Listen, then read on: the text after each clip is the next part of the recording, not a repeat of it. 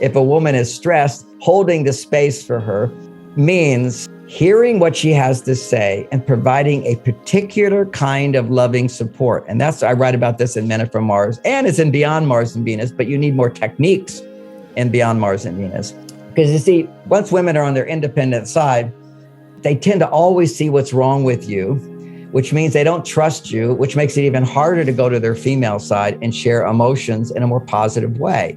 Vulnerability is scary for them.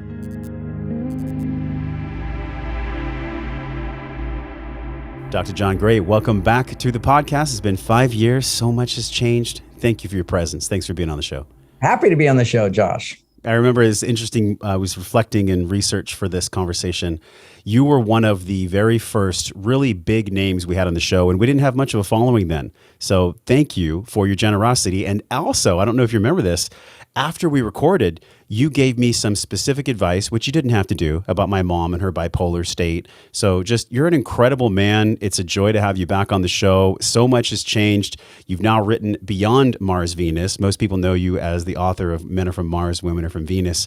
But this talk about relationships and wellness, I've had a son. He's 6 months old. He's wonderful. I'm in a loving relationship, but we have our challenges. So today, let's dive in. Let's get right to it. People know you as an expert in this topic, yet people don't know that you spent 9 years celibate at one point in your life with the Maharishi as a monk. I was Maharishi's personal assistant, taught his teacher training programs, helped develop them. Then went on to spend years of isolation and meditation, where I used to meditate 16, 18 hours a day. Now I'm semi-retired only because my wife has passed. And so she's not out there pushing me to work hard. So I have more time for myself. And so I'm back to being a monk and in a relationship and helping the world and all those things. So I meditate probably 4 to 6 hours a day. When you do these longer meditations, you were sharing this with me, and I want to use this as a jumping off point for the stillness that we all have inside of ourselves. Whenever I'm in a conflict with my partner, I tend to go out of my center. I lose my center. Yet, John, when I'm doing my breath work, when I'm meditating on a regular basis, I find that goes into my relationship, into my day, and into my business. Now, most people listening might be like, duh, of course. When you're doing your practices, everything's healthy. But you have a specific meditation you're telling me about, 3 to 5 hours, where you're not breathing at all, which kind of tripped me out. I'm not telling other people to do that. You can't just do that. It'd be like, I'm like a Michael Jordan when it comes to meditation. I go into a breathless state of just a tiny bit of air going up into the top of my nostril to my brain. The rest of the body goes into a state of blissful suspension. And I'm one with the ocean of the universe. It's very pleasant. It's very blissful. It's very happy. And if something's really stressing me in my life, then I have to process those emotions to get back to that place. So it's not like I'm in this fake blissful place all the time. Okay. So I'm in the world. I've got challenges. I've got lawsuits. I've got kids. I've got relationships. I do it all. But the advantage of having been a monk for 9 years before that is I have the ability, when anything triggers me, to take some time away where I do my process of my emotions, which then elevates my consciousness back to love, back to enthusiasm, back to happiness. So that's all self-generated within myself. Now, getting involved, marrying my lovely wife, Bonnie, we were married for 34 years, and she's passed on 3 years ago. And I went through the whole, I don't want to live anymore and grieving. I did all that. I write books on grieving, so I know how to get through it. I'm in a lovely relationship now. But and rarely triggered, okay, because it's the beginning of a relationship. In the beginning of relationships, you don't get so triggered, but you get triggered. And what I mean by triggered, some people use the phrase, push your buttons. I have a definition of it to point out that when you're upset with your partner, 90% of your upset is completely irrational. It's really don't sweat the small stuff, and it's almost all small stuff. That was a great book in the past or whatever. Unfortunately, it didn't give people the processes to realize clearly it's small stuff. You've got to come back to processing and letting go of these emotions inside. And there's a shortcut to doing that. I still do the emotional work. This is why I continue to grow, but have passionate relationships, all this good stuff. But you have to be able to understand yourself as a man or yourself as a woman. You have different personal growth processes. If you're somewhat in balance, all the processes help you. And there's so many. But what I talk about is when men are feeling stressed or pressured or your button gets pushed, 90% of the upset has nothing to do with right now. This is like so clear in my work. And also Freud first talked about it. The simple logic, if 10 bad things happen to you today and you come home, little things will bug you, it'll irritate you, annoy you. And if you just won the lottery and you're feeling really good, little things, no big deal. Who worries about it? Oh, so what? I got a speeding ticket. I don't care. Big deal. If you only have 1 point on your if you have no points on your record, you get a speeding ticket. No big deal. Now, if you have 3 points, you lose your license. Now it's a big deal. You see, stress builds up, and if you feel pressure, it means you've been pushing it down. Now, ironically, for women, it's different. And for men, it's different. We have different processes when it comes to understanding gender. And it's even more complicated now because it used to be you'd read ideas of men are from Mars, women are from Venus, and couples would immediately relate. Therefore, it became the biggest selling relationship book in history because couples who are in your situation, you've got a baby, you've got a wife, I presume if she's, how many hours does she work a day outside the home? She's full-time mama right now. All right. That's your traditional relationship. Yes. And when our children were young, that was my relationship with Bonnie. So Men Are From Mars is the ultimate book to improve that relationship. But see, so many people aren't getting married. Twice as many people aren't married. Twice as many people are failing at marriages. This is like a crazy world right now. And part of the crazy world is that not everybody has the benefit of a traditional relationship where you have easy problems to solve. I can help people so much we're going to talk about today because that's your situation. Many of your listeners will be in that situation. But there's another dynamic, which I write about in Beyond Mars and Venus. And that's the dynamic of woman working 8 hours a day outside the home, man working 8 hours a day outside the home. And she's like looking for a wife when she gets home. Yeah. That's what they say. Yeah, that breaks my heart too, because I see this shift, John, and it's so profound where women literally are functioning very in their masculine on a continuous basis. And the problem with that is not that they're on their masculine side, it's that they're not also on their female side. Mm-hmm. That's the dynamic. So for those couples, if that's the choice they make, we all have choices in life, and they don't want to get married or financially, he can't provide enough for her. So she's out there working. So that's just a reality. There's a solution there. And so that's what I talk about in the Beyond Mars and Venus book. And the Men Are From Mars book is all the fundamentals when you're more of your masculine as a man and she's more of her feminine. Because not having to work, whenever you're working, making money, you're producing your male energy. Now let's get out of the world of energies, which people go, oh, that's a little airy-fairy. Let's go to a little bit of science, facts, okay?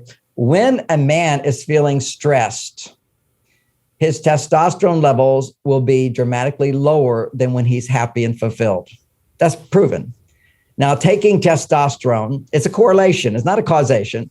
You can't just put testosterone in your body and you suddenly feel happy and fulfilled. You've got to make it. But men who are making testosterone about 10 times more than a woman, those men will not be stressed. But if he's stressed, and this is measurable, not just a psychological thing, although it is psychological, you tell yourself you're no good, you're going to feel stressed. But we're measuring the stress level in the body. You measure it by measuring cortisol. It's a stress hormone. And generally speaking, for a man, when he's producing stress hormones, his testosterone levels will start going down. And for a woman, when she's stressed, her estrogen levels will be going down. A happy woman, not a romantic woman, just a happy woman, no stress. Okay, you're feeling relaxed, you're at the beach, whatever. Your estrogen levels will be 10 times higher than the man sitting next to you who's happy at the beach, okay, or happy doing something together. That is a biological difference between men and women. We just got to get it. And why do women have more estrogen and they need more estrogen? Because their body's designed to make babies. Whether they choose to make babies or not, they have this whole hormonal system that's changing every day of the month. And then afterwards, they still have that same hormonal system. It's just not as pronounced. Estrogen is necessary for her to make babies. If she can't make enough estrogen, her body thinks something is amiss, and actually it will produce stress.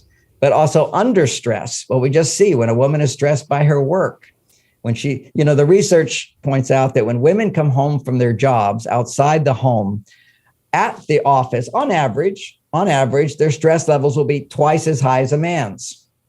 Now, you can say, oh, well, that's because women are not treated as well in the workplace. You can say anything. That's not all I'm saying is when you go to the workplace, women's stress levels are twice as high as a man's on average.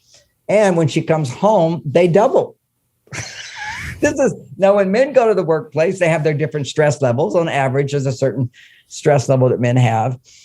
But when they come home, their stress levels go down. Even if they have a bad relationship, still, they'll just go watch TV or play a video game. How so? Why is that? It's such a fundamental difference. Well, that's because you need testosterone to make babies. You also need testosterone to protect a woman when she's making babies. And women need estrogen. There's a whole mechanism of putting on fat on her body so that it will feed the baby when it comes along. So to make the baby, she needs more energy, more resources, and you get that from fat. So her body starts putting on fat as the estrogen is going up. And then as she's moving from ovulation to her period, her estrogen levels drop a bit and progesterone levels have to be higher. Now, progesterone levels have to be higher than estrogen, but still estrogen needs to be about 10 times higher than a man's. Okay, so we have to realize that for her to get pregnant, there has to be a surge of estrogen, generally about 20 times higher than a man's. And what we know to be, and you can measure this when she's ovulating, if she's healthy, it will become 20 times higher than a man's. And when it's 20 times higher than a man, she puts out a smell. There's a research that's shown this, puts out a smell that raises a man's testosterone levels, makes her more attractive to him. I've noticed this. I've definitely noticed the smell aspect.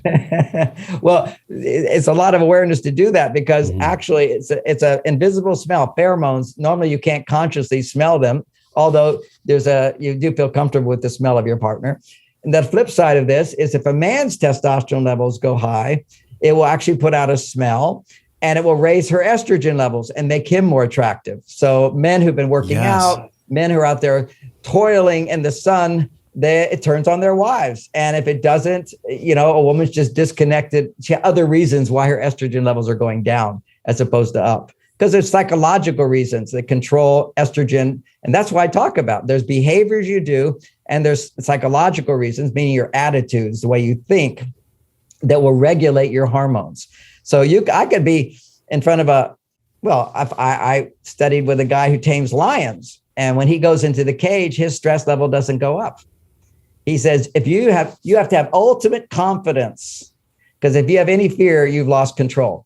They sense fear. Animals sense fear. I've heard that about dogs and bees and women as well. Clearly with dogs. I was once in Spain and there was like a wild dog and I made eye contact with that dog and I was afraid and he locked onto me and visually, I just got out of there fast. But he sensed it because I was afraid. We live in such a complicated yet simple world where there's all these energy fields around us. I'm sure you're in very deep connection with that, with all your training and all your meditation. And I think about the ways where I get triggered with my woman, and I love the biology of which you're speaking, because yes, like all these chemicals, all these hormones, they have a massive impact on how we show up. When you're triggered, what's happening to your hormones, your estrogen? If you're a man, your estrogen levels just went up to what they were when you were between 2 years old and 13. You see, that's the repressed feelings. You see, when your estrogen levels go up, you become like a child. And when you're married and you're having sex, you're naked. You don't get naked in the world. That's more your adult self. But when you get naked with somebody, that activates all the buttons of childhood. That's why couples have so much stuff coming up. They're pushing down. Childhood issues start coming up because when couples fall in love, that's how children feel about their parents. I love you. I love you. Some couples even say, baby, I love you. This is tender, loving feeling, so happy to be in love. And then anything unresolved from the past starts to come up. It doesn't all just come up at once. It comes up in waves and waves. It comes up as buttons that get pushed. Everything's fine for a few days and then a button gets pushed. And what we do is we think the reason I'm upset is because you said this and you did that, or you didn't do this, or you could have done that. And why don't you love me? Fears. All of that stuff is overreactions. If we can just really own that everything we get upset about, particularly in a marriage, is an overreaction, but never say to our partner, you're overreacting. Freud brought in the idea that all unhappiness is an overreaction. Okay, we're overreacting all the time. 90% of what's bothering you is not about what happened today. And here's another example of just so couples can relate to this, or individuals. One of the things that used to bug Bonnie for many years in our relationship is that I'd walk through our house and I'd turn on lights and I'd leave them on. And she's always like following me, coming through the living room. Why is the light on here? He's in the den, you know. So she'd say, you left the light on again. Now, for the first couple of years, he just forgot it. I'll turn it off. But over and over, she kept asking me a few years later, when she sees I'm not doing it, when I don't do it, she interprets it differently. The interpretation is, I've asked for something little and he doesn't do it. That must mean he doesn't love me. That must mean I'm not important to him. That if he won't do something so little for me, this is logical. If he doesn't do something little for me, then what if I have a big need? See, in her mind, if he can't do something little, he won't do big. But actually, the way men are, if anytime a woman is in distress, men will get up and start doing something. Big problems activate testosterone. Testosterone is the energy hormone in men. And little problems activate a little testosterone. No big deal. No big deal. I'm going to watch TV. No big deal. I'm going to relax. No big deal. Let's go have dinner. You know, we don't worry as much as women. And if men do worry, that's beyond Mars and Venus. They're on their female side. So when we talk about beyond Mars and Venus, if a woman's on her male side, the woman who's on her male side, independent, can make money. She can't feel love as much as she potentially could because she doesn't feel I depend on him. Right now, your wife has enormous potential to feel her love for you because she needs you. She knows she needs you. There's something very primitive and primal in a pregnant woman, or mother of a baby knows, I can't do this alone. You got to get out there and kill that tiger. Yes. I got to protect myself. See, this is all primitive stuff. And it makes relationships great if you know how to handle her emotions when they come up, because they will come up. Let's talk about the handling then, because I think about the old school, the caveman, where all these hormones and everything got created. We're still them, John. We're still ancient. I think if you look at our DNA, it has only changed maybe 1.5%. So what are some of the ingredients to how we as men, let's speak specifically for the men. I consider myself to be a conscious man, but look, I have room for improvement. So we all do. So when I show up, what are a handful of ways of being as a man who identifies as masculine? It doesn't matter. You could be in a hetero or a homosexual relationship. It's fine. But for a man that wants to really show up and hold that space, we've heard this term, holding space for a woman. How do you make sense of that? And what are some of the ways, the ingredients that we can show up as men? Okay, hold the space basically means when she's crazy, you don't tell her. When she's overreacting, you don't overreact back. Uh-huh. You're steady, you're grounded, you're certain. You're certain that you are the solution to her problem without speaking. You see, we speak to solve their problem. What men do, if there's a fire, I'm a fireman, I'm going to go put out the fire, right? Put out the fire. So a woman's upset, I want to put out the fire, explain to her, using our male side as logic. Yes. I'm going to use and when I say male side is logic, I'm not saying women are not logical. I'm saying when you're on your male side, you're logical. And when you're on your female side, you're emotional. And if you have an integration of both, then you're logical and emotional at the same time. And that's usually when you're feeling very happy. That's what logic and emotion is. Happy. It's love. It's excitement. It's enthusiasm. It's positive feeling is logical and emotional. Negative emotions, you're starting to lose your logic. You're back to a childlike state where you're powerless. You can't reason things through. You don't get what you want. You throw a tantrum. And women have the same estrogen as little boys at up to about 12 years old. But after around 12, 13 years old, boys, their testosterone goes 5 to 10 times higher. That pushes their estrogen down in relation. For women, their estrogen goes up 5 to 10 times. So that means they have more emotion. And they need that estrogen. Otherwise, their body will experience higher levels of stress. Or when things stress her out, it lowers her estrogen. They go hand in hand. So we just have to know, if a woman is stressed, holding the space for her means hearing what she has to say and providing a particular kind of loving support. And I write about this in Men Are From Mars, and it's in Beyond Mars and Venus, but you need more techniques in Beyond Mars and Venus. But because you see, once women are on their independent side, they tend to always see what's wrong with you, which means they don't trust you, which makes it even harder to go to their female side and share emotions in a more positive way. Vulnerability is scary for them. They avoid being vulnerable because they don't feel safe. They're going to solve all problems, and their mind is filled with overwhelmed thoughts. But coming back to holding space, whether it be either side, the solution is the same: man up. And what it means to be a man when your wife is upset. If she's in danger, you protect her. If she's upset, here's the thing: if she's upset, she's in danger of looking foolish. She's in danger of critical thoughts. She's in danger of you minimizing her. She's in danger of you chuckling or rolling your eyes, because she's like a child at that time. Whenever you're in your emotions, those emotional childlike feelings come up, and you can't belittle her in any way. So it looks like this: don't speak. If she's upset, don't speak.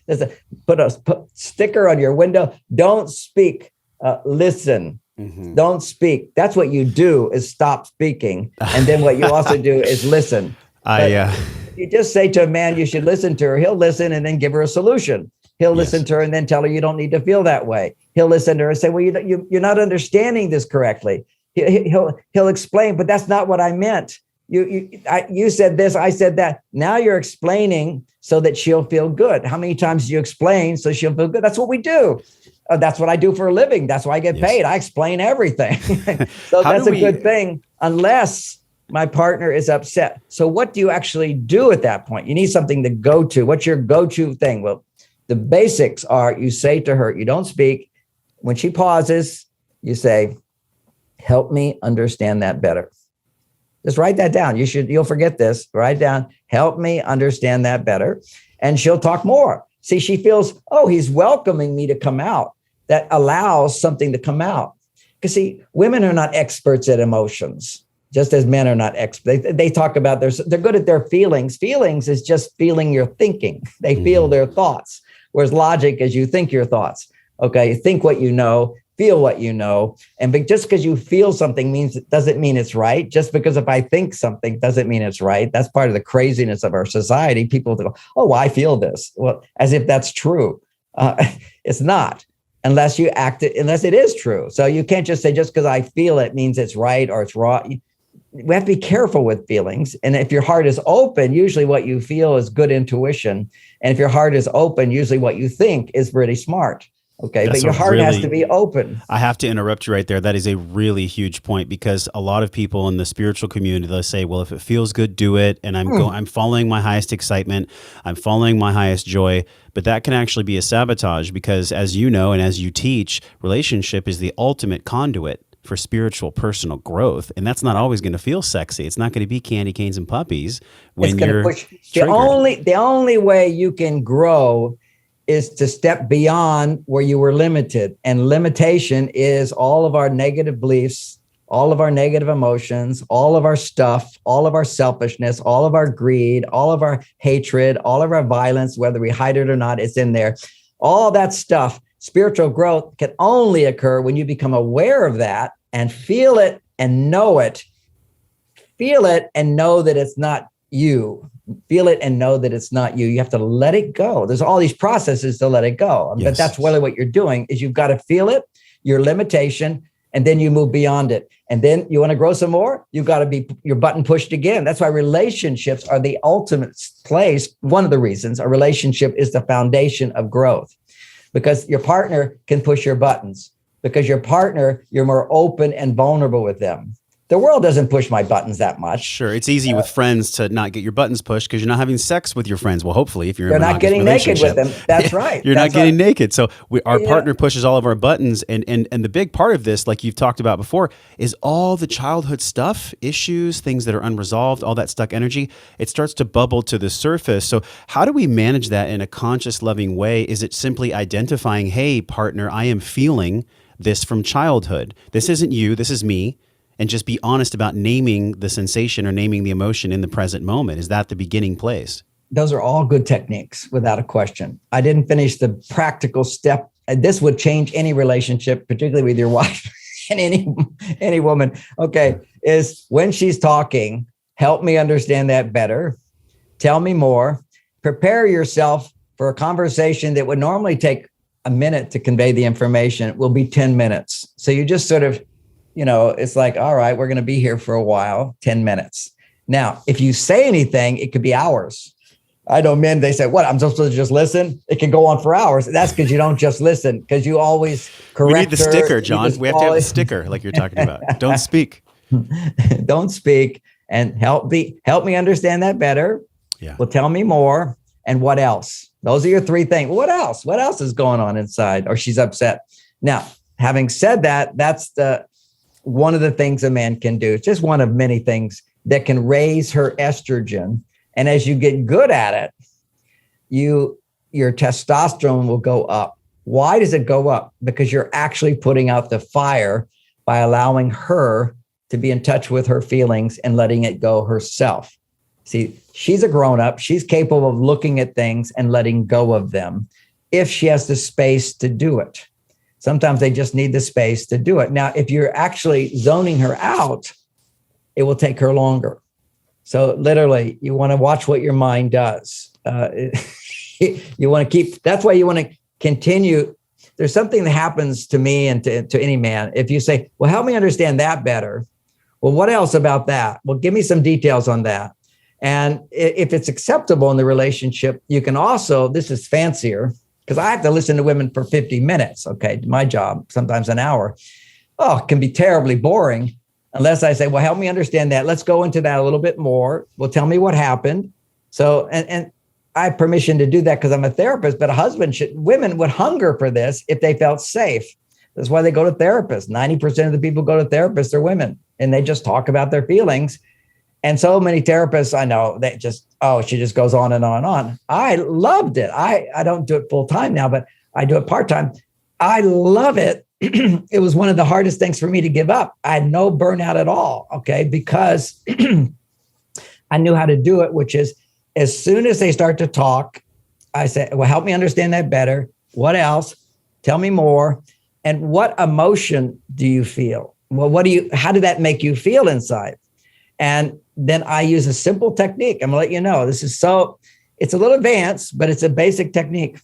There's 4 emotions that will release negativity very quickly and raise estrogen.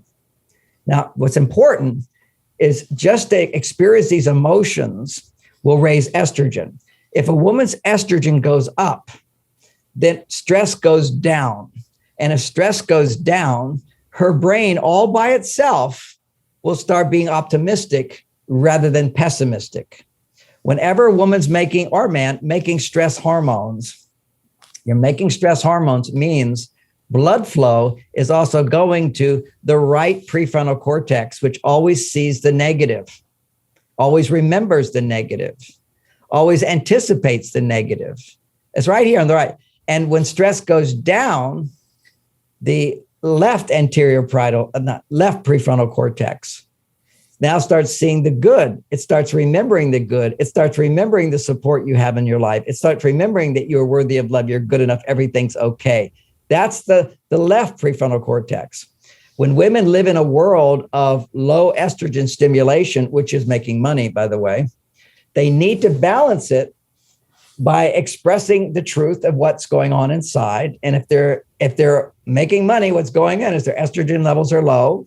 They're going to have negative emotions. This part of the brain that sees the worst is activated. So she can't let go of it. They're called automatic negative thoughts. She's going to keep remembering one little thing you did. It's kind of like The guy's washing the dishes and cleans up the kitchen and he forgets one sink. He forgets one glass. And she says, you forgot this glass. Or look at this glass. You didn't clean it right. She'll go right to whatever is possible to be negative about. That's her brain works that way. It's amazing. Well, man's brain will tend to, if he's not so much on his estrogen side, he tends to go, no big deal. Don't worry about it. And the challenge for him, if he does that too much, he's not motivated. He didn't do anything. So what is that mechanism when you said literally she remembers just the negative thing? And usually in that situation, men would say, and we've talked about this in our Wellness Force groups too, where the man would be like, but I did all these other things. I did 10 great things, but there's that one thing. Baby, why do you point out the one thing? You know, how do we get around that? How do we actually integrate that? You just simply go, help me understand that better. Or you can just on that one, it's another word you just basically say is, you're right.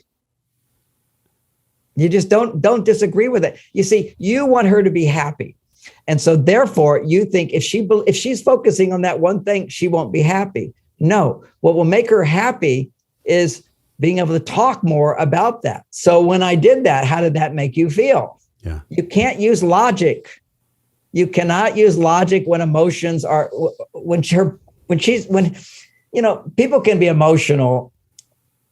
And if they're pretty much positive emotions, it's logical and emotional. But if she's just focused on negative, her estrogen is low. Your only objective is to raise her estrogen, and logic doesn't do it. Other than you're being logical by realizing you're dealing with an emotional person whose primary need, and I'll get to this now, and this is right in Men Are From Mars. Men should read these chapters over and over. They're called the love needs, our different love needs. The first one is they need to get a message that you care. That means you're looking and you're asking questions. Will help me understand that better. And that must be frustrating. That's the next higher level I was getting to. That must be so, I get it. That's frustrating. Or I can see you're feeling disappointed. And if they say no, that's okay. Then they're not feeling disappointed. So don't argue with them, but just add a little awareness. Well, that must be frustrating. It seems like it's just a validation. It's just a validation. And if it's not the right phrase, that's okay. It just don't argue with her, but you are frustrated. You're not about being right. You're just about giving her opportunity to talk more about, well, no, I'm not frustrated. I'm actually kind of angry at you. Oh, okay. Well, tell me about that. Tell me how you relate to that. You want to get her. It's kind of like be a therapist. You have to be a therapist to help women come back to their female side today.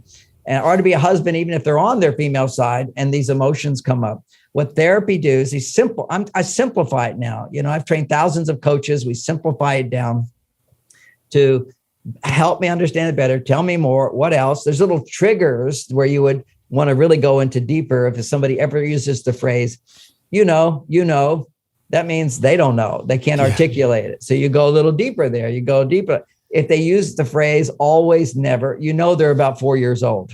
Those are the triggers. No one, you never, you always. You're not dealing with an adult now. You're dealing with the most precious person in your life who needs extra love and support. That's all it is.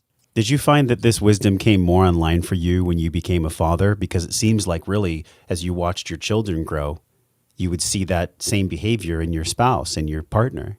Is there a learning curve with both that are similar? Well, you should read my book, Children from Heaven, to learn about that, how to process your children. One of the big mistakes we make and parents do when children throw tantrums or they get upset or they cry, we either say, don't cry, or we give them ice cream. Both are wrong. I want that toy. Okay, I'm going to go buy that toy and you'll be happy. No, children need clear, reasonable boundaries, loving, reasonable boundaries, and then they have to rub against them and be upset. You set reasonable boundaries. You have to know what to do when your child cries, when your child gets mad or sulks or whatever. Then you go and the same technique. All right. But with a child, you say, I understand, because you're an adult. You're supposed to already know this about yourself. So I understand you're upset, you're bothered. And they go, yeah. And what's interesting at that point, when you say, I know you're upset about this because you want that ice cream. And I said, we're not going to have ice cream today. And they go, yeah. And they'll be happy for a moment because they think, oh, now you understand me. Because my assumption is because you understand me, whatever I want, you always want to give to me. Because that's their experience. Whenever they want something, you want to give it to them. Mm-hmm. So I understand. And then you say, but we're not going to have ice cream today. What? Why could I not have ice cream today? And I said, I know you're angry. You're angry. You're not getting what you want, and other kids are getting it, and it's unfair, isn't it? And yes, it's unfair. And then you say, it must be so disappointing. You feel sad? Yes, I don't get to have my ice cream. I know. You understand you feel sad. There's 4 basic emotions: anger, sadness. And then she starts to say, I still start to cry at that point a little bit more. And I said, I understand you're sad. I understand you feel left out. Everybody's getting it. That hurts. That hurts our feelings. You're giving them emotional education at that time by helping them understand how they feel. You don't get all upset to teach them about emotions. You're steady. You hold the space. You're there for them with understanding, with caring, and respect. Respect is honoring what they're going through rather than suppress it or satisfy whatever unrealistic demand, selfish demand they have. Children learn how to be happy. Adults, the reason I processed that child inside of me, so I can want something and not get it and still be happy. That's called delayed gratification. Most people want something and they get upset about it, and then they basically go, well, I don't want it anymore. Mm-hmm. Either they feel I want it, I can't have it, and they feel victimized, or they feel I want it and it's not going to happen, so I'm just not going to bother. Beyond the delayed gratification as a tool, what are the other ways that we can practice really holding the space, being patient, being able to just be in the presence of a woman who's complaining or a child that's crying? What is it about us that makes us be selfish and say, well, this is too much. I'm overwhelmed. I'm going to exit. Especially speaking from my own space. If I'm hungry, every man does it. Don't beat yourself up for that. If I'm hungry, angry, or lonely, or tired, that's even worse, because then that's stacked on top of it. Yes. You don't get much sleep. You're irritated, and she's complaining. You say, you do your best. This takes years of, like I said, I'm a master of meditation. It takes years for me to listen to a woman complain about me. Okay. And I explain, people come to me, they say, why can you listen so good to me? Yeah. My husband can't. I said, because you pay me, because you don't complain about me, and because it's only 50 minutes. That's right. You don't have that reality at home. So if I was teaching women, I teach them how not to complain and how to share feelings without complaining. But you asked me for the men listening. Mm-hmm. So what you do is you practice. She's complaining. All you have to know, the Greeks talked about this. There was a witch. Her name was Medusa. Are you familiar with that word? Yes, she had all the snakes coming out. Those are the complaints. Yes, the snakes of Medusa. And if you look her in the eyes, you turn to stone. That's because you listen, you look at her when she's upset with you, disapproving of you. Disapproval is rejection. Boom. Or whether she's doing it or not, that's how it sounds to you. You look her in the eyes when she's doing that, you'll turn to stone. And that's when you feel like, F this, I can't stand this, I got to get out of here. I don't give a damn. Every man's got that part of him when his testosterone goes down and his estrogen goes up. It's a mechanism to protect her from killing her. So my wife says to me when she's complaining, and I know if my buttons are getting pushed, and the more you practice this, the less your buttons are going to get pushed, because you figure out how to deal with this. And also, if you know your emotional processing, it becomes really easy. But even knowing what's going on, my friend Warren Farrell wrote a book called Why Men Are the Way They Are. And I think you should ask him to be on your show. And you wrote The Boy Crisis too, yes? Yeah, we wrote it together. The Boy Crisis is a really good book. Excellent. So he helped me with this, I already do this, but he has a metaphor that's very helpful to me. And he calls it a love guarantee. And just imagine this ribbon, a golden ribbon, first prize. You're going to be rewarded if you suck it up and don't say anything. Okay. But once you say something, you're triggered. Just want you to know that. Woman complains and they trick you, not consciously. They'll say, why didn't you do this? How many times do I have to tell you to turn out that light? Why can't you remember that? Why didn't you do this? Why did you call? Why are you upset with me? What are you feeling? I know you're feeling something. What is it? And I say, actually, I'm more interested in how you feel. What's going on inside? Don't answer those questions. And they want those questions because then as soon as you say anything, now they can be more upset at you. You see, they want to somebody feels safe being upset if there's somebody to blame. Okay. If there's nobody to blame, then it's my fault. That they're afraid of being seen as an unloving person, as a complaining, unhappy woman. So you have to constantly give reassurance that you're not going to hold it against her. This is normal, without being her psychology teacher, because some people don't like to be taught by their partners. That's why I read my books together. You get this information. It's nice. Hear it from an expert other than your partner. It's easier to take in. But having said that, whether your partner does it or not, you reads it or not, when she's upset and your button gets pushed, then what you do is protect her from the dragon inside of you. Every man's got a dragon, and you tend to shut down and pull away. Some men, because they witnessed violence while growing up, they actually become violent. You're actually protecting her from the fight or flight. Your flight is protecting her from the fight. Mm-hmm. So my wife, when I would take time out, once she started to understand this, I need some time. You just try to do it as politely as possible, which is, look, I really need some time to think about what you've just said, and we can talk another time. How much breath does that weave into the conversation? In our Breathe, Breath, and Wellness program, we have some relationship style breathing where before we're practicing what you're teaching us, I'll actually cue someone to breathe 3 circular breaths and then say what you just said. Because Absolutely. If we're not breathing, John, we're not choosing. We're kind of a victim of our own biology. Just you're listening and you realize your button is getting pushed. If you speak out loud, other than a courteous statement to escape, to flight, and when you pull away, taking those 3 breaths is a great technique. It's just, and she can already start to see that when he does those breaths, he's trying to hear her. It's an act of love. And then he can say, after those 3 breaths, maybe he can say, well, let's go over this again. I want to hear what you just said. Always, when you say to a woman, I really want to hear this. Let's try it again. Say that again. What they're going to do is feel he cares. The 4 kinds of love: caring, show trying to understand or to understand. I get it. I see that little nods that kind of say, I understand.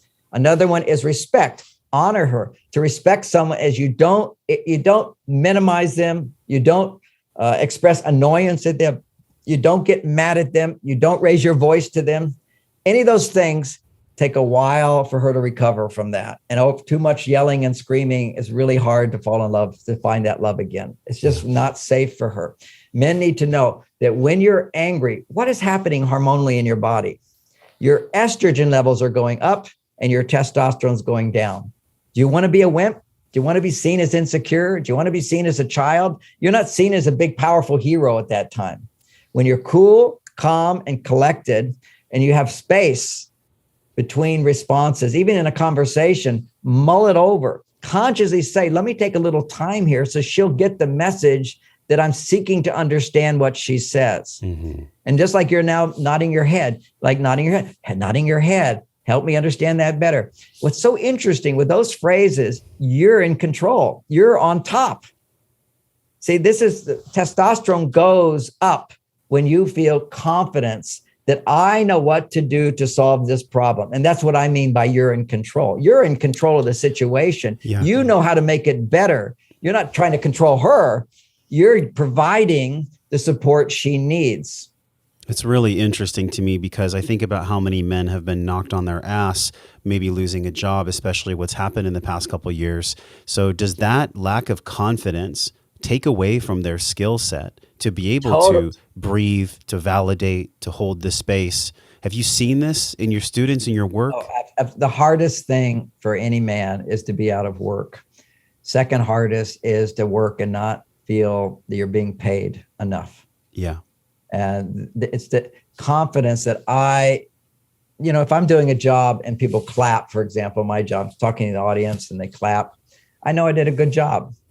They can pay in advance, but I still want to know I did a good job. Sure, all right. Sure. So there's the acknowledgement that I made a difference. This is what everything about masculinity is I solved the problem. I contributed. I did something for someone. And I overcame fear to do it. Actually knocks testosterone up. See, fear is estrogen. So taking action in spite of fear raises testosterone. So anything you do where you choose to go out of your comfort zone, a standard personal growth idea, I'm choosing to go out of my comfort zone in terms of action and behavior will raise testosterone. if I choose to go out of my comfort zone in terms of sharing my feelings, sharing my whatever's deep inside of me, what I think, what I wish, what I want, what I feel, and the things that we're most afraid to share, of course, is our negative emotions. Mm-hmm. So if you share your negative emotions, your estrogen levels soar. So when men share negative emotions, you're just becoming a wimp, a baby, whatever. And negative emotions could be anger, could be sadness, could be despair. And there's a place to feel your negative emotions if you're a man. Anger can be sacred at times. What is an example of where anger can be sacred then? Because I don't want to shame anyone from never feeling anger, that it's only a wimp emotion. We all feel anger. If we actually get in touch with what we feel, when we don't get what we want, we really want it, we feel anger. You know, I lose my wife, I'm angry. I don't want to be single. I don't want her to die. I don't want to have to start all over again. You know, I'm angry about that. I'm not angry with her, but I'm angry about this. You don't have to be angry at somebody. You can be angry about the situation. I'm angry what the doctors did, what they didn't do, and what this happened and that happened. I'm angry this didn't work. I'm angry they told me this would work. This didn't. I can be angry about that stuff. And you can't actually heal anything unless you process to the extent of your pain, that much anger, that much sadness. And when you lose a wife, it's despair, hopelessness, all powerlessness, aloneness. And then there's fear. The fear that it can be so many different things. Fear this pain will never go away for a lot of people. And even though I know the pain goes away and gets healed, I still have the pain that I'll never be happy again. I just want to die. I don't want to live in this world. I'm afraid I'll never be fulfilled again. I'm afraid I didn't do the right things. I could have done the right things. Maybe if I'd only tried this, I only tried that. All these irrational fears come up. And then you feel guilty, you know, and what I felt guilty for is basically so many sleepless nights for reflecting on times when I wasn't the perfect husband. You know, everybody has this if they tell the truth to themselves. Nobody's perfect. And when I even say that, I wasn't the perfect husband, it meant I didn't turn out the lights. I'm a great husband, she said, but it's not like I beat her or anything like that, or argue with her much. Only in the beginning, we did have lots of arguments until I figured out that in an argument, I always blame her and she always blames me. So I stopped blaming her. That was it. You can't argue if one person stops blaming. Yes. And what can a woman do to be vulnerable? And this is what happens. Now, there's another whole dynamic that's in beyond Mars and Venus. And it just happens more if you're working outside that home, but it can happen even if she's not working outside the home, is that many things are bothering us in our lives. Okay, there's our health, there's our body image, there's our parents, there's our friends, there's our siblings, there's relatives, there's finances, there's so many issues, there's politics, okay? So all these things stimulate emotion. If it's all support, it stimulates positive emotion. If it's not all support, if it's not all optimistic, it's producing negative emotions. But when a woman's on her male side, she doesn't feel those negative emotions. They're all inside. And then she comes home to her partner who is safer than the rest of the world. And it all comes up and overreacts on him. You always get the brunt of it. And so what women have to do, and then you can't, it becomes more work for the man at that point. Well, it's so unloving. It's so unloving. See, for your testosterone to stay high, you need to feel confident that I am loved, that I'm important, I'm significant, I'm appreciated. Men don't ever say the phrase, I want respect. That's just being a tyrant. Women need respect. They need caring, understanding, respect, and reassurance. Reassurance is a key factor to keep that estrogen up. One of the key factors in one of the most popular chapters in Men Are From Mars is little things make a big difference on Venus. Little things make a big difference. Men don't understand this. They think, okay, I did something big. I should get a lot of points for that. You know, not that we're all trying to keep score, but the body keeps score. Okay, so you do something nice for me. If you're a woman, you do something nice, there's a surge of estrogen. That's just reality. Whenever a woman feels you've done something for me, there's a surge of estrogen. But that's unique about women is you get the same surge of estrogen, whether what you did is big or small. This is biology. That's the first time I've ever heard that. Everybody write that down. On Venus, yes. Every act of love, an act of love, big or small, has the same reaction. And it's basically a point. So I give her 50 roses. I think there's like 50 points. That's going to last a long time. Actually, a week later, they're all dead anyway. Yes. You give one rose, you get practically the same reaction. Or so it's like a wealthy businessman that buys his wife a Mercedes Benz, but yet he doesn't listen to her when she's crying about something. That's right. So he cannot make sense of why she's an unhappy woman. This is the wealthy men that come to me. It's such a good concept for them, particularly because they think that you have a house, you have insurance, you have a car, you have all these things. I work so hard. I provide all that stuff for you. You should be happy. Ironically, the more things you have, then suddenly it makes you feel safe. And that brings up your needy child. And so your brain now goes into, do I deserve it? and will I lose it? All these fears. You know, in my life, one of my wife's biggest challenges was her fear I would die. And then she wouldn't have all this. You know, I'm a big earner, big supplier. I work hard. It's not like I have so much money, but she's kind of like, in her mind is like, she was more dependent on me, and she had her own job, but it just wasn't enough to support our lifestyle. So the process was, when she'd be upset worry about money, I don't say, honey, don't worry about it. I make so much money. Honey, don't worry about the house is worth this much. If I'm gone, you just sell the house, you're set for life.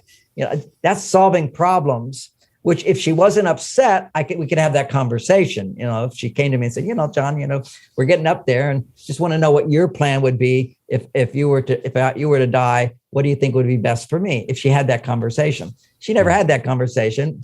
Other times we would have that with our lawyer and whatever. But when she's in that state, I have to ask, help me understand that better. What are your fears? And you seek to really understand, if you were that dependent on somebody, why you would feel that way. That's called relatedness.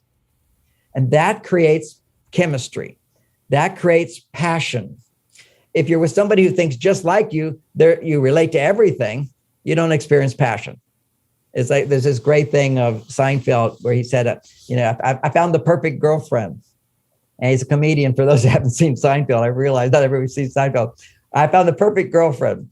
And everybody's like really happy for him. And he says, you know, we're both comedians. I tell a joke, she can finish it. She thinks just like me. She reacts like me. She's just like me. And a week later, he's done with the relationship. Said, what happened to your relationship? It was so harmonious. He says, yeah, but it's like being with me all the time. I want to be with somebody different. There's differences create polarity and attraction. And so like if you're in a gay relationship, there has to be the polarity to sustain the passion, which means both partners sometimes she needs to be more in her masculine. The other she needs to be more in her feminine. So you can experience that polarity of relating to something different from you. So what would be different in a relationship is we have a whole history, which is different.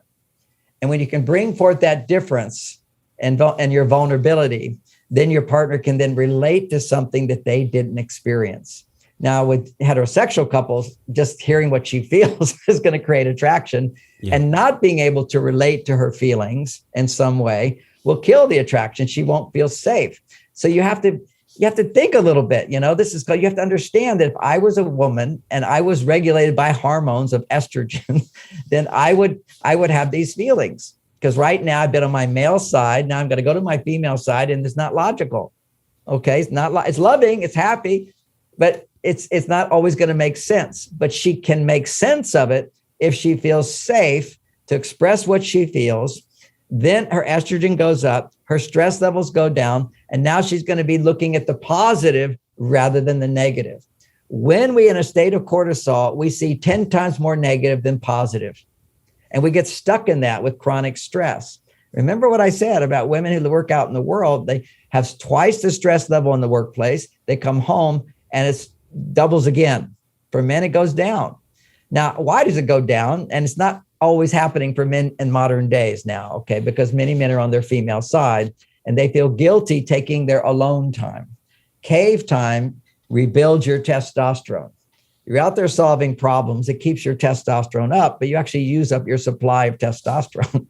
So you take time alone doing something that you're confident at, something you're good at, something you enjoy.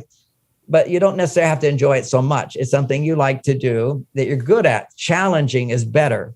If you think about in your life, any man listening, if I look back to some of the greatest things I feel best about, it was a challenge. When I did the 200-pound press, foot press, I felt like, yes, I did that. I worked hard to get there. I could do that. I felt great.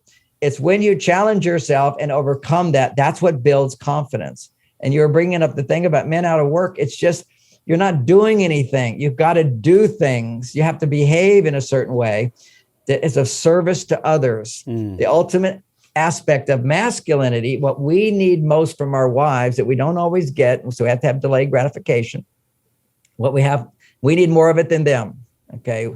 Because they got all this estrogen, which is like a child. We got our buttons pushed. We need to gracefully take our time out, which is, look, I need to think about this. I want to think about it, and then we'll talk again. And then you have a little ritual you do is that if I was really triggered, I'm not going to just come back and say, let's talk about this again. I'm going to come back and do a lot of little things to build your estrogen up. Because anytime a man says, look, I can't hear you, even if done politely, she's going to feel rejected. She's not going to feel safe. So to rebuild the estrogen, my wife taught me all this stuff. 4 hugs a day keeps the estrogen always consistent supply. 6-second hug, not a sexual hug. It produces non-sexual touch will produce a hormone called oxytocin in a woman, and oxytocin helps her feel safe to once again feel I depend on you, and depending on you for something increases her estrogen. Whenever you do something for a woman, so I tell my wife, look, anything you want, just ask me for it, particularly if it's a little thing and I can do it quickly, I'll jump because it only takes a few minutes. Like, would you bring me a cup of tea? Yes, I'll go make it right now. Would you make me some orange juice? Yes, I'll go do it right now. I even have a technique which you could do for fun. It's a really fun technique, do a couple of times a week. It's called genie in a bottle.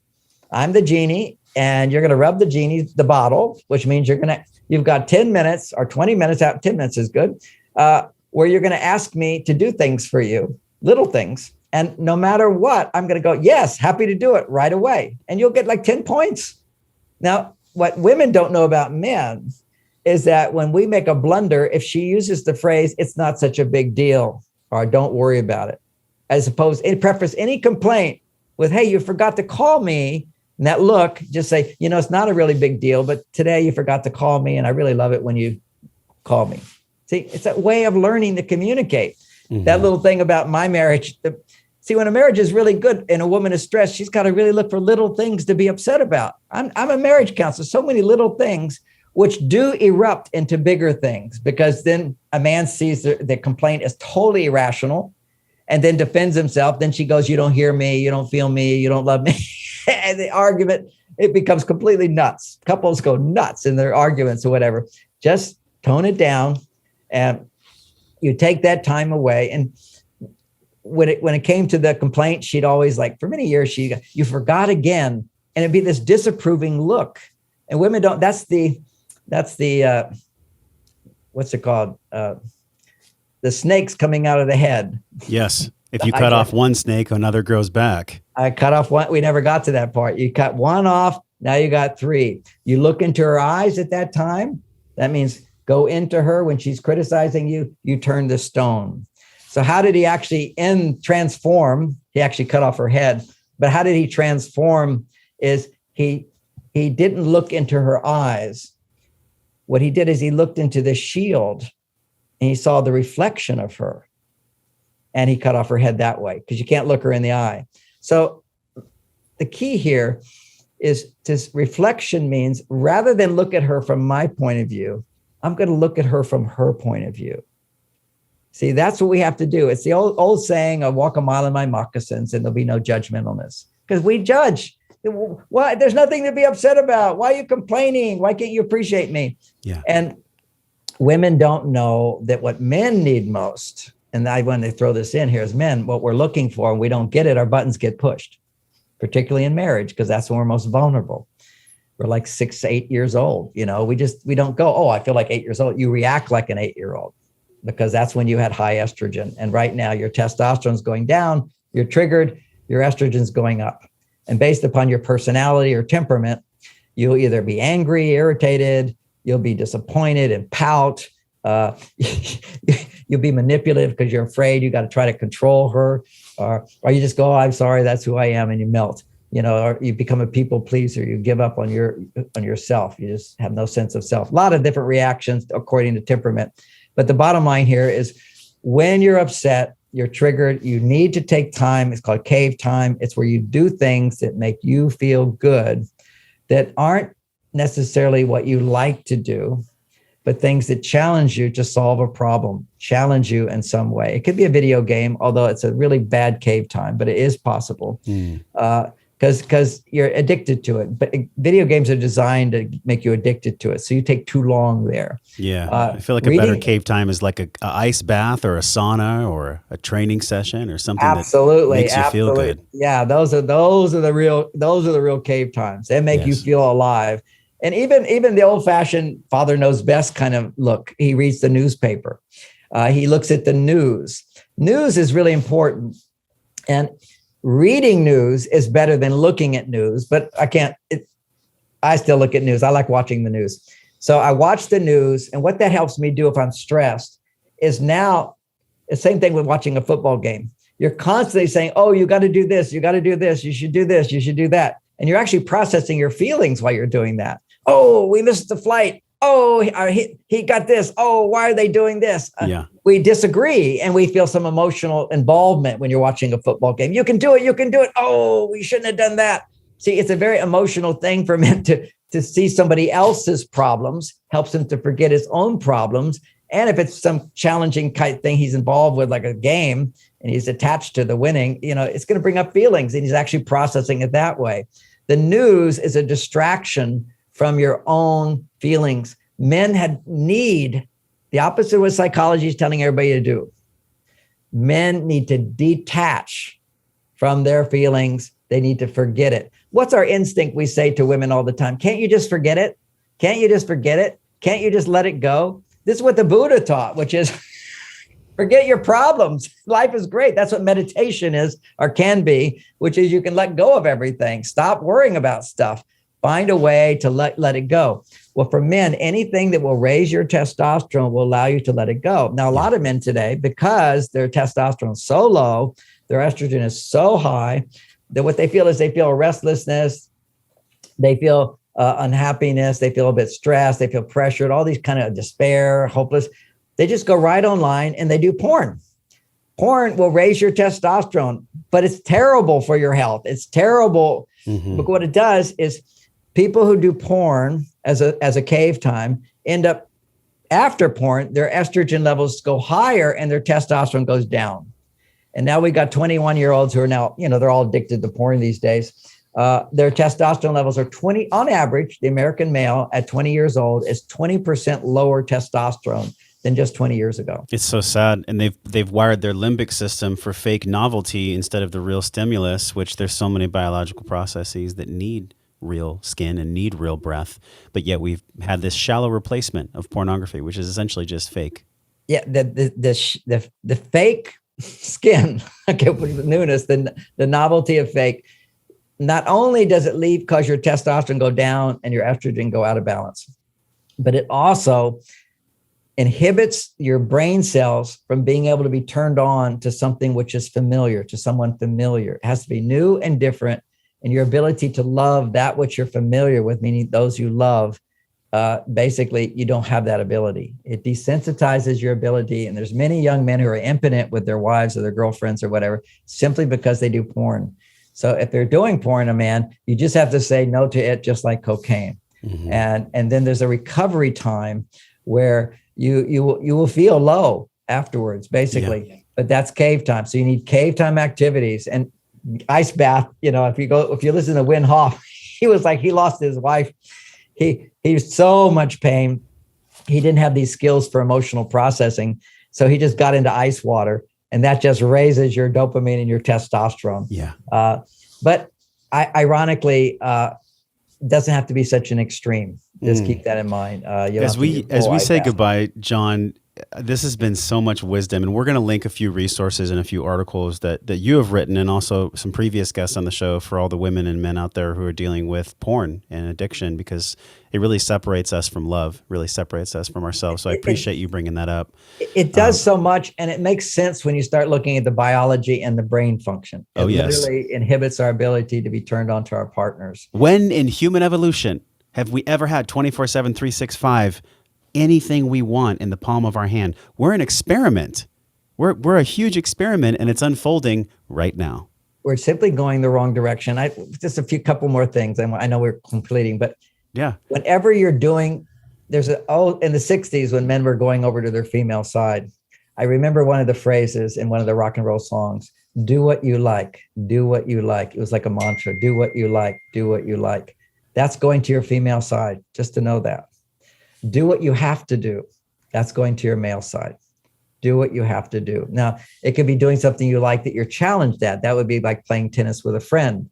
That would be distracting yourself with the news because you care about the outer world, but then forgetting yourself temporarily. Do what you like. That's what women need to chant. I need to do more of what I like, more what I like, what I could have, like to do, like to have a relationship. How do I create that? For men, do what you have to do. So we focus a lot on some of the things men have to do. I didn't really get to the things women can do that will get them more love. But that finish the thing on the love, the different loves. Men, what we're missing is appreciation. The number one testosterone booster through relationship with our family or with the world is appreciation. Basically, acceptance, no disapproval, no rejection, and the trust. When a woman learns how to trust a man, and trust is the biggest, when she's trusting him, she's making more estrogen than any other attitude. And when she trusts him, he's going to make more testosterone. And when he shows caring, demonstrates caring to her, she will feel more trust. So if I want my wife to trust and accept me the way I am and appreciate me and admire me for my character, what a good man I am, that's what we need as men. I can generate that. I'm powerful. I can show her more caring. She'll trust me more. I can listen to her, understand her. She will accept me more. Just women don't resist you after you accept them. Yes. You have to overcome your resistance to understanding them. And then if you respect her, doing things for her, she will appreciate you more, doing lots of things. So with that other thing I didn't finish, which is where you, now I forget the name of it because I already covered it. But for 10 minutes, she'll ask for little things. And a simple way to start is, would you give me a foot massage? And that's the genie in the bottle? Genie in the bottle. Genie exercise? 10 minutes. Just, would you give me a foot massage? Oh, would you carry this box for me? Would you see, these are little things. They score just as much as big things. She needs to feel, oh, would you bring me some warm water? Would you look for my phone? Would you drive me to the grocery store? Yeah. These are all like little things. And even for me in my marriage, I used to drive through yellow lights. That's how I drive. You drive yellow light, zoom. She says, I don't feel comfortable with that. I said, okay. Because when I drive alone, I run through yellow lights. But when I'm with you, I'm going to stop. So every time I would stop, I put my hand on her thigh and I said, I did that for you. And she says, I know. So she plays her part. She appreciates the little things and makes sure I know she appreciates those little things. But the problem for everybody today is if you're stressed, if a woman's estrogen levels are low, everything you do doesn't score equal to anything big. Anything big doesn't do anything. Like the rich guy brings his unhappy wife a diamond ring, she throws it at him. If your estrogen levels are low, his doing lots of little things can help to gradually build it up. But more importantly, she needs to be responsible for her happiness. He needs to be responsible for his happiness. And then instead of looking to our partners to make us feel good, we look for ourselves and our life to feel good. We look to our partners to feel better, from good to great. I feel good, but when I'm in a loving relationship, I feel great. So that's what we depend on relationship to raise us up more than we can do for ourselves. I don't know what I would do without relationship. It's how I've known myself. And even so furthermore, beautiful. When I look into my child's eyes, you remember what that was like when you first had your child, your very first child, when you're a new dad, first baby? I know. So sweet, so much alive. Now, just so you know, statistically, doesn't mean you have to be part of statistics. Men who are single have the highest testosterone levels. They get in a committed relationship, it goes down a notch. This is big studies showing this. Yeah. Millions of men they've tested because they have these clinics. Man in a committed relationship, it goes down a notch. Married man, it goes down a notch. Father of a child, it goes down another notch. I felt that. Yeah. So you need more cave time. You need more cave time. And more what cold I therapy. And I told my wife, even during the pregnancy, because that's also a drop.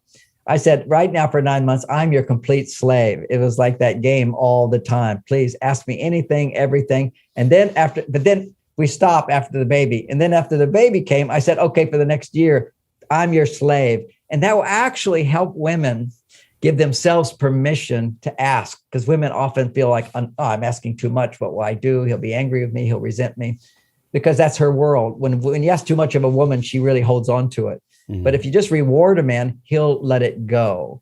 So these are some of the dynamics. And here I am at 70 years old, where 50-year-old men have, on average, half the testosterone levels of what they had when they were young. And I'm at 70 and it's 50% higher.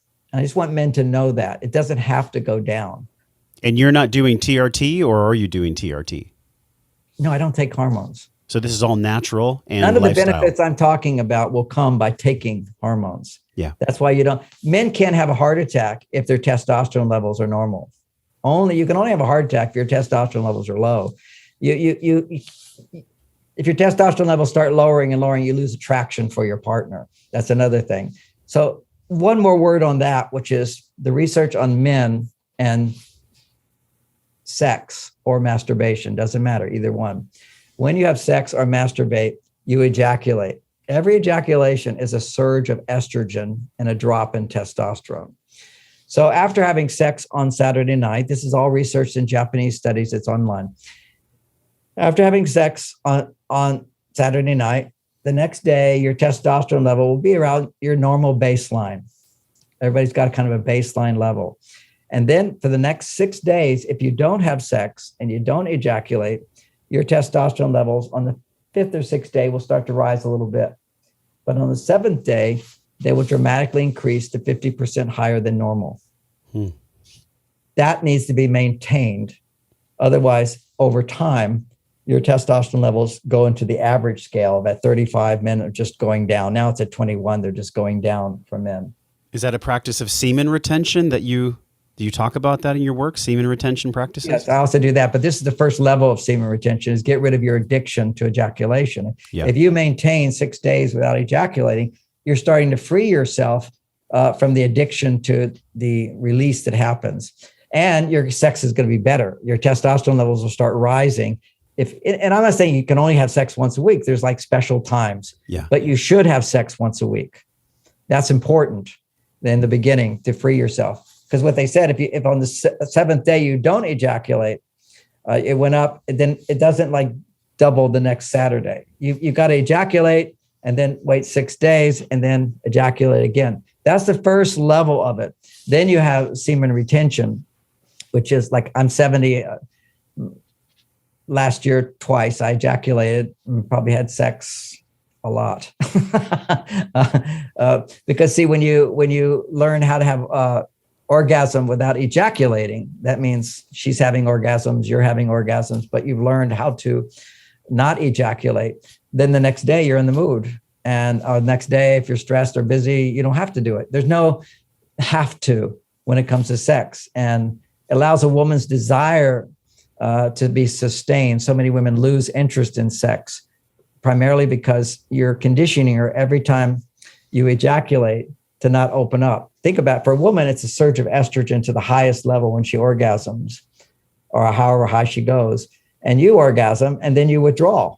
There's a natural withdrawal that men experience in sex. And so you're producing a conditioning in her body that says, if I open up, I lose him. I open up, I lose him. I open up, I lose him. So that's inevitable. It's only a little conditioning, but if it happens over and over and over, it's a big conditioning. But if every Saturday you come back with 50% more testosterone, then her body, and you get new conditioning, which is that I get more by opening up. Mm-hmm. And then it goes the other way. So you're constantly rebuilding, it's called counter conditioning in psychology. You condition something, you can change that by doing counter conditioning. So it's kind of like if you have a kind of a boring time, but then suddenly your partner surprises you with something, you go, oh, I guess everything's wonderful again. And women need that reassurance that they're not going to lose you by opening up. And it's the body talking here. The body is, the estrogen's going high. And then suddenly the testosterone goes away, the estrogen will drop. Okay, that men's testosterone raises a woman's estrogen higher. She does part of the job herself by being happy and fulfilled in her life, doing these things to raise estrogen, but then he can take her higher. And then he's gone. So I don't know if I want to go that higher again, the body says, because he leaves me and I'm kind of left. So what does a woman do after having an orgasm? If her husband has ejaculated, she needs to make sure when he withdraws, she understands that's just a normal process in him. And that means if she's starting to feel a little needy, that means she's neglecting other needs that she has for connection. Connection produces estrogen. And actually, it's selflessness that produces testosterone, fixing things, solving things, handling things, overcoming challenges, whatever that.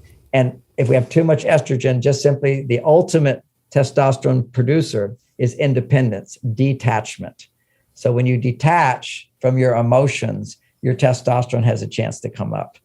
And because estrogen is emotions. So you detach and then you feel good. Now your emotions come up and you express love, affection, warmth, happiness, joy, attentiveness. All the positive things happen when you're integrating your estrogen back into your testosterone.